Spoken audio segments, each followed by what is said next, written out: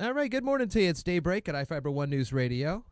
Talking Oysterfest all day here this morning on the Daybreak program. It's a great event, and it's a great focus on the nonprofits in the community. One of the major aspects of it as well are the various beers that are there and the wines as well. I got two more great guests in studio today talking Oysterfest. Jim Morrell, Bert Fisher. Morning, guys. Morning. Morning. Good to see you both in here talking Oysterfest and some of the great portions of Oysterfest. A lot of folks make time in the beer garden, and a lot of folks make time in the wine area. So we thought we'd talk a little bit about this. Bert, let's start with you in the beer garden. We were talking before you got on that the beers will start rolling in, and they'll be there by Thursday, and it takes a little while to cool things down and get things ready. How many beers are we looking at, and where are they all coming from? We're going to be running 5 trailers, Jeff, and we'll have 38 beers on tap. Wow. We've got about 13 beers represented from Washington, 6 from Oregon. We'll have some ciders on board also. We'll have Angry Orchard from Samuel Adams, and then we'll also have a raspberry cider out of Vermont. Wow. That went very well last year. That seems to be kind of a new push over the last couple years, bringing the ciders in. Yeah. And people really enjoy those. Yeah, the crazy thing is, I mean, just looking at where the microbrews are going and the ciders are going, the flavors that they're coming out with, it's just absolutely crazy. A lot of it could also almost be considered some of the wines, the way they're being paired with things and the different types of craft breweries that are out there. Yeah. There's a lot of different. We have a lot of couples that come through that want some wine and would like to enjoy some beer, and they bounce back and forth between the beer garden and the wine tasting tent all weekend. So let's talk a little bit more about this. In the actual beer garden area, it's tented off. It's roped off. You got to have your identification, 21 only there. Music going on as well. So is this beer garden open as soon as Oysterfest opens? It goes till it closes in the evening each night? Yeah, we're open 10 to 6 on Saturday with last call at 5:30. Okay. And then 10 to 5 on Sunday with last call at 4:30. I know a lot of folks are involved with the different portions of this, but there is music there. A lot of great bands that'll be playing. Yeah, I don't have Bill Busaka and his crew do the band, so I'm not sure what the music lineup is that's in there. I know it's in the big program that Yep. a lot of folks have and have been looking through. So you'll have a chance to spend some good time there, listen to some great music. You have a personal favorite there on the brews that come by? Oh, man. I'm sure as the chair, you got to taste them all and get good recommendations from the other folks on the committee. I'm more of a lager and a Pilsner guy. So, I mean, I'm a big Kona fan with their longboard. And actually, we're bringing back their Wailua wheat this year, which is a wheat beer that's brewed with passion fruit. And one of the other things we'll do in there is we'll serve quite a few of the different beers with their fruits. Like the Blue Moon we'll do with an orange, Shock Top with an orange. The Hef beers we'll do with a lemon. And then like the longboard and the Wailua wheat we'll serve actually with a pineapple. Really? Yeah. So that's the full experience there. Yeah, just it is. like going to a regular bar or something like that. It's amazing when you put a little bit of fruit in some of those beers, the flavor that comes out in them. Wow. So you must be chopping your fruit up already, huh? You got to get all those. You're gonna need a lot of fruit. Yeah. Actually, that's the stop today to load up on the fruit so we can have fresh fruit Start for cutting that yeah. up.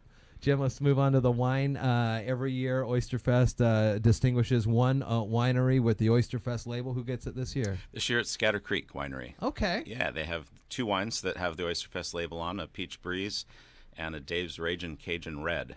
So 2 real popular wines from last year. They're bringing those back as the Oysterfest label, and that's how we select the winery every year as to who gets that honor, is who's the crowd favorite, who's really done well the year before. And Scatter Creek did that in 2016, so we're pretty excited to give them that honor. The bottles themselves have a picture of the Oysterfest artwork for 2017, so you can buy the full poster.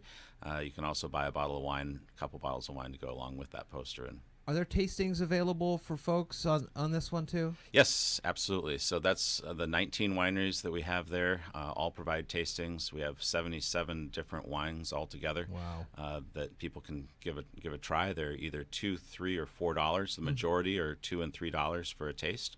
So $20 gets you 10 tastings. Nice. And you can get your commemorative glass. We have 3 different styles of wine glasses, as Bert has the beer mugs in the beer garden as well. So you can buy your souvenir and taste out of it and just enjoy each other's company. So 13 breweries from Washington. How many wineries are from here? 19 wineries from Washington. Oh, they're all actually. here? Yep, and they're all from Washington State. Nice, very cool. Yep. So this is a great organization. When do you guys start to hear from folks that want to participate in Oysterfest? Oh my gosh! Is it the day? Is it going to be Saturday or is it going to be Monday or Tuesday? I mean, that early or? Yeah, people are always talking about it year round, Jeff. I mean, we moved out to the Newport area, the abandoned runway, about 3 years ago. Yeah. Which just continued to expand. I think RV bookings are up 20% over last year already, and people come in and they just start talking about it. It's a lot of fun. It's amazing how it's expanded. Every year I have a winery or two that drops off their card hoping to get in the next year. This year we have 3 wineries that are new to Oysterfest.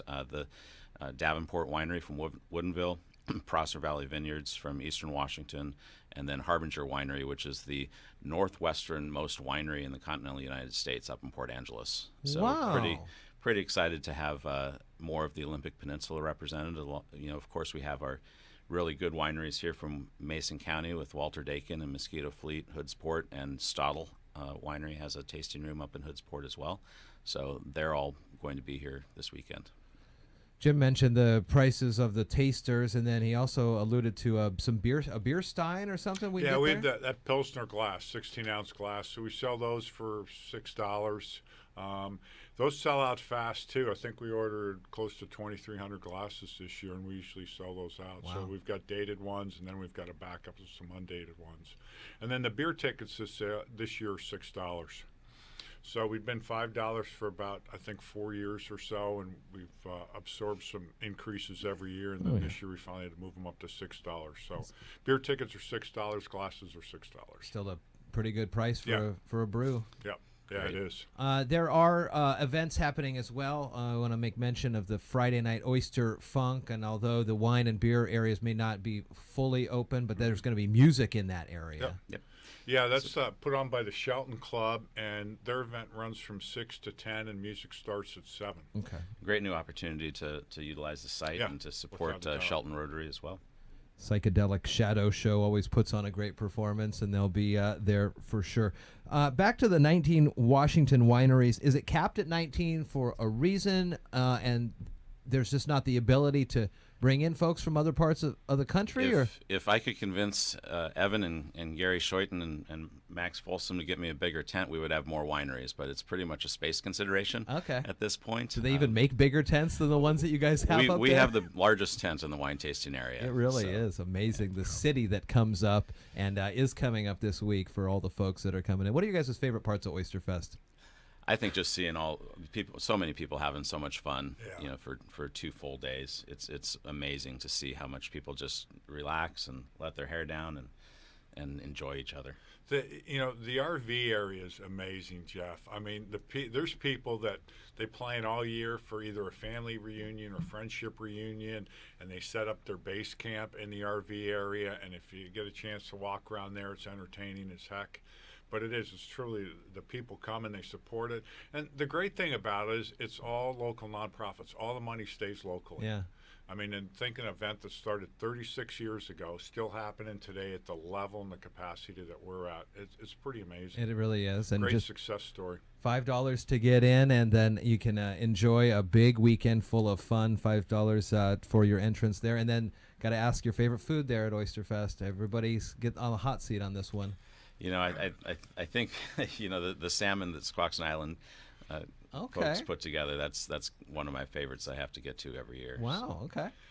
Jeff, for me, I got to tell you, whatever anybody brings me. I mean, I start. And Jim does the same thing. We're starting at about 7:30 in the morning, and we aren't leaving our venue for the whole day. I mean, it is a full day of action, and I rarely leave the venue to go anyplace else just because there's so much going on. Well, you'll see the guys out there and bring them some food.